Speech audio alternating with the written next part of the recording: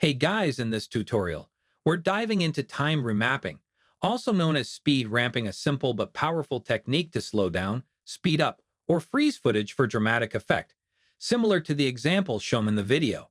Let's jump straight into Premiere Pro.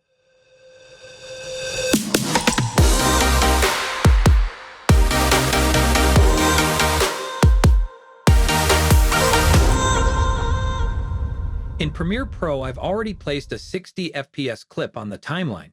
Speed ramping works best with high frame rate footage, at least 50 or 60 FPS is recommended, and a high shutter speed to reduce motion blur. The most basic way to adjust speed is by right-clicking the clip, selecting speed duration, entering a new speed percentage like 50% for slow motion or 200% for fast motion, and clicking OK.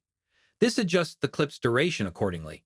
However, for more precise control and creative transitions, we'll use time remapping directly on the timeline. First, make some room by either holding Alt and using the mouse scroll wheel or dragging the track to increase or decrease the height of the track. Now, right-click on the clip, go to Show Clip Keyframes, then Time Remapping, then Speed. Now that line represents speed. If you drag it up, increases playback speed, or if you drag it down, it will slow it down. Navigate to the point where you want to start the speed change, hold Ctrl or Command on Mac, and click to add a keyframe and add another one where you want the effect to end. Zoom in for precision, then drag down the segment between the two keyframes to slow it. For example, I'll make the middle part slow down to 25% and the end speed up to 200%.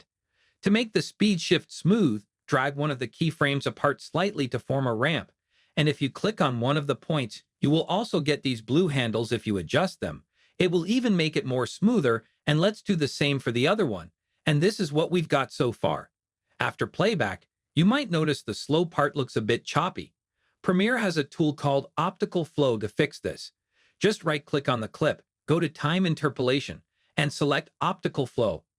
You can see that the line here has turned to red, and in this case, that means that we need to render the footage first before we can see the results.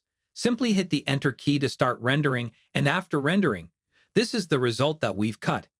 As a bonus, I'll also show how to reverse a speed ramp. I've got another clip with a speed ramp that we just created. The only difference is that this one goes all the way down to 1%, which effectively freezing the image, and cut it where the freeze starts. Duplicate the clip by holding Alt and dragging it. Then right-click on the duplicated part, select Speed Duration, enable Reverse Speed, and click OK. Join both parts together and render again to ensure smooth playback. This gives you a freeze and reverse effect that looks seamless and professional.